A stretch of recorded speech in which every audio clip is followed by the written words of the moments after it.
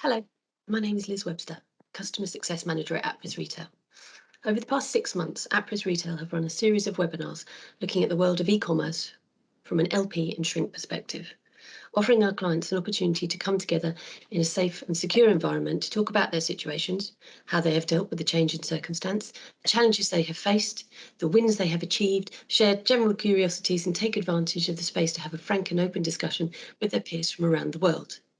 We hosted participants from the US, UK, Europe, and the Middle East, covering grocery and convenience, fashion, DIY, big box, and the entertainment sectors.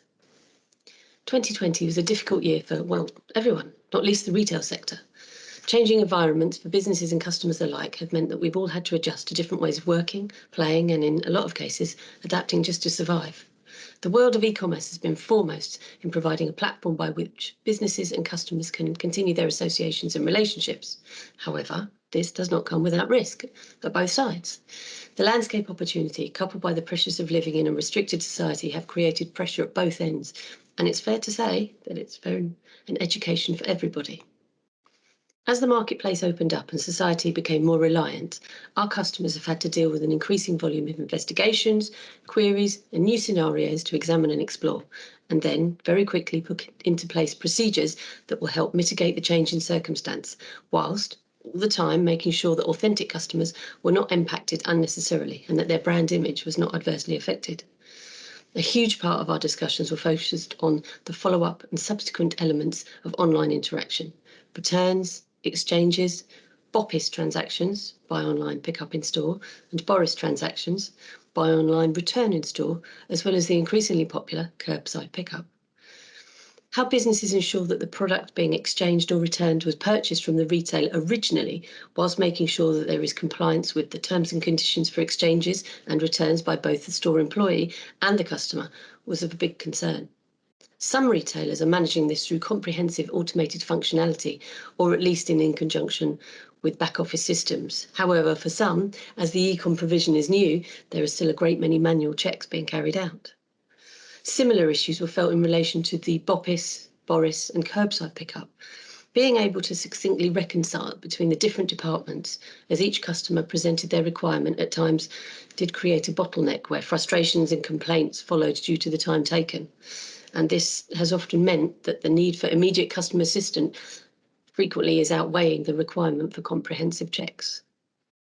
Making sure that all customer-facing employees, be they at a call centre or face-to-face in store, are supported with a robust policy and procedure, that are protected from potential threats or violent behaviour, and in full possession of the facts, can help to maintain a degree of success with monitoring and compliance.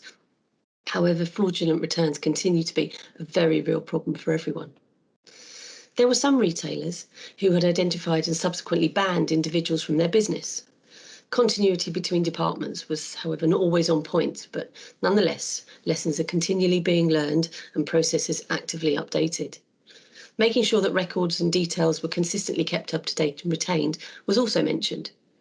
Often a fraudster will attempt a previous action to try and resume and restart their lost income revenue, and being as the marketplace online is so vast and very normally anonymous, there are often repeats of behaviour which crop up periodically as people go fishing for new and old opportunities. Another area of concern related to the payment type for returned items originating from an online purchase.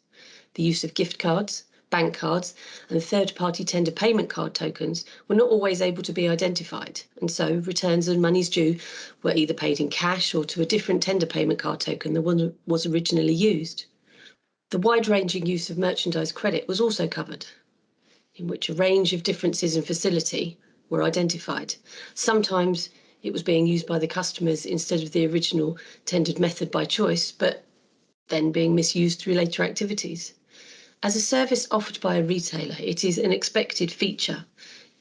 However, it is often viewed as a gateway to free money with little or no alternative being available.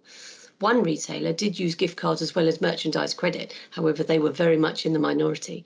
They had a good separation between the two areas and also had a solid guidance system supporting their provision. Dealing with chargebacks was also touched upon. Although often an area covered by finance, the need for review and evidence provision also often comes to the LP teams. Again, Those with more robust monitors and storage will be able to reiterate the benefits and the need for implementation of thus to those who are not in their more fortunate position. Shipping and delivery is also a very important focus for all teams as they deal with increased warehouse and distribution activity.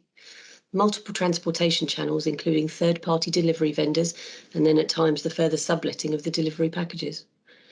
Management of shipping logistics, both from the perspective of the consumer as well as the retailer, is a juggling act that frequently, more often than not, does not go to the benefit of the retailer.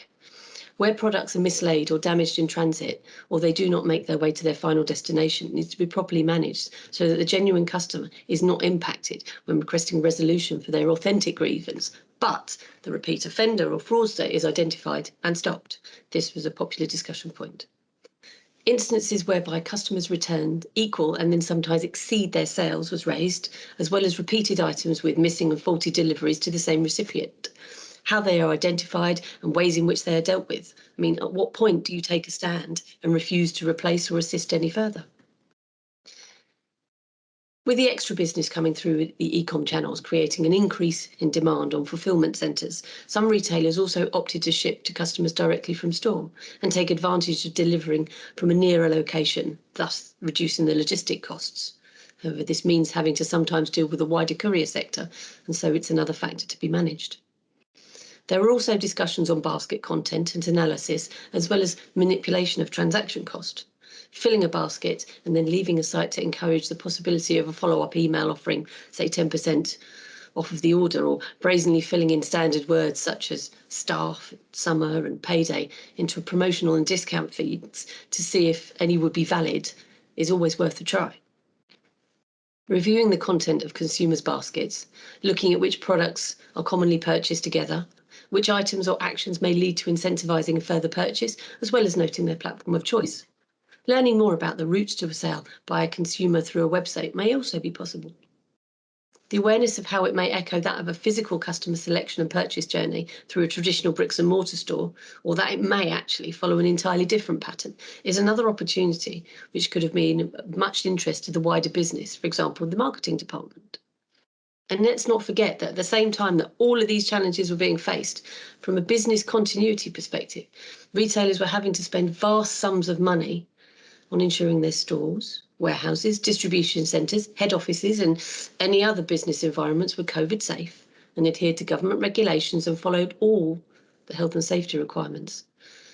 Some retailers had none or only a minimal presence online prior to the pandemic, and the need to link transaction activity from start to close, as well as connecting it to other transactions carried out by the same person or the same loyalty card or the same tender payment card token, is one that a number of businesses are looking to understand more about, as well as appreciate how this can be facilitated within their business, not just in their own departments, but incorporating other facets of the business as well, such as marketing, operations, advertising, and logistics.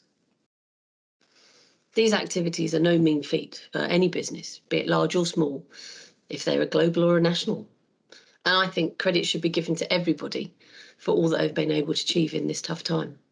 A number of ideas were shared by our clients on a range of topics, including practical uses of their LP tools, several suggestions and ideas to pass on to IT and POS teams, and examples of how to push back on customers where they have had to decline their return or request. One retailer shared that over the past year, they had cancelled in excess of $200,000 worth of merchandise credit. Also, there was a definite acknowledgement that it is often seen that many of the activities that are carried out from an LP perspective appear to go against the themes of customer service that our retailers strive to provide. However, by ensuring we have clear guidelines, accurate reporting, and a good understanding of process, we can provide comfort that the genuine customer is still very much catered to and will not be negatively affected. In fact, we had a couple of examples whereby customers had been investigated, they were found to be innocent of any wrongdoing, and actually they were grateful and understanding of the need to have these checks in place in the first place, and it gave them confidence to return to that retailer and shop once again. Appriss would like to thank everybody that took part and attended any of the sessions that we ran. And I would especially like to thank the participants who shared their knowledge and discussions freely with the group. Today's session has been recorded and will be available to watch at your convenience as per the links provided alongside this recording. Thank you for watching this video, and I hope the information that we have shared has been of interest to you. Should you have any questions or wish to contact a member of the Appriss Retail team in any capacity, please speak to either your Customer Success Manager or go to the Appriss website and utilise the Contact Us pages. Thank you very much.